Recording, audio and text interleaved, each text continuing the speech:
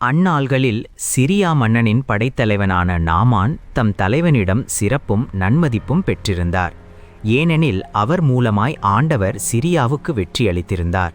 அவர் வலிமைமிக்க வீரர், ஆனால் தொழுநோயாளி. சிரியா நாட்டினர் ஒருமுறை கொள்ளையடிக்கச் சென்றபொழுது இஸ்ரேலை சார்ந்த ஒரு சிறுமியை கடத்தி கொண்டு வந்திருந்தனர். அவள் நாமானின் மனைவிக்கு பணிவிடை புரிந்து வந்தாள். அவள் தன் தலைவியை நோக்கி, என் தலைவர் சமாரியாவில் இருக்கும் இறைவாக்கினர் முன்னிலையில் சென்றாரெனில் அவர் இவரது தொழுநோயை குணமாக்குவார் என்றாள்.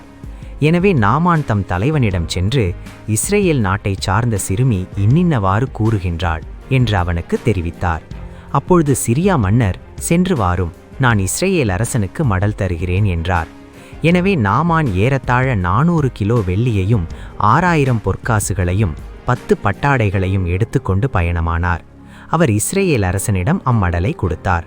அதில், இத்துடன் என் பணியாளன் நாமானை உம்மிடம் அனுப்புகிறேன், அவனது தொழுநோயை நீர் குணமாக்க வேண்டும் என்று எழுதப்பட்டிருந்தது.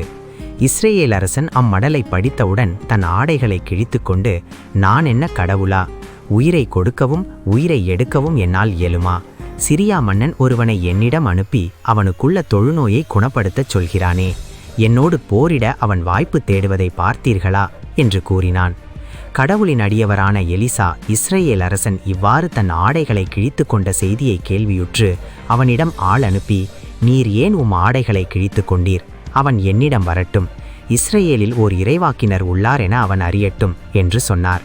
அவ்வாறே நாமான் தம் குதிரைகளுடனும் தேருடனும் எலிசா வீட்டு வாயில் முன் வந்து நின்றார். எலிசா, நீ போய் யோர்தானில் 7 முறை மூழ்கினால் உன் உடல் நலம் பெறும் என்று ஆள் அனுப்பி சொல்லச் சொன்னார். எனவே நாமான் சினமுற்று வெளியேறினார். அப்பொழுது அவர் என்னிடம் வந்து என் அருகில் நின்று தம் கடவுளாகிய ஆண்டவரின் பெயரை கூவி அழைத்து தொழுநோய் கண்ட இடத்தின் மேல் தம் கையை அசைத்து குணப்படுத்துவார் என்று நான் எண்ணியிருந்தேன். அபானா, பர்பார் என்ற தமஸ்கு நதிகள் இஸ்ரேலில் உள்ள ஆறுகள் அனைத்தையும் விட மேலானவை அல்லதா?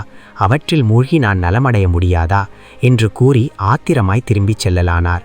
அப்பொழுது அவருடைய வேலைக்காரர்கள் அவரை அணுகி அவரிடம், எம் தந்தையே, இறைவாக்கினர் இதைவிட அரிதான ஒன்றை உமக்கு கூறியிருந்தால் நீர் அதை செய்திருப்பீர் அல்லவா? மாறாக மூழ்கி எழும் நலமடைவீர் என்று அவர் கூறும்போது அதை நீர் செய்வதற்கென்ன என்றனர். எனவே நாமான் புறப்பட்டு சென்று கடவுளின் அடியவரது வாக்கிற்கிணங்க யோர்தானில் 7 முறை மூழ்கியெழ அவர் நலமடைந்தார். அவரது உடல் சிறு பிள்ளையின் உடலைப் போல் மாறினது. பின்பு அவர் தம் பரிவாரம் அனைத்துடன் கடவுளின் அடியவரிடம் திரும்பி வந்து, இஸ்ரேலை தவிர வேறு எந்த நாட்டிலும் கடவுள் இல்லை என இப்போது உறுதியாக அறிந்து கொண்டேன். இதோ உம் அடியான், எனது அன்பளிப்பை ஏற்றுக்கொள்ளும் என்றார்.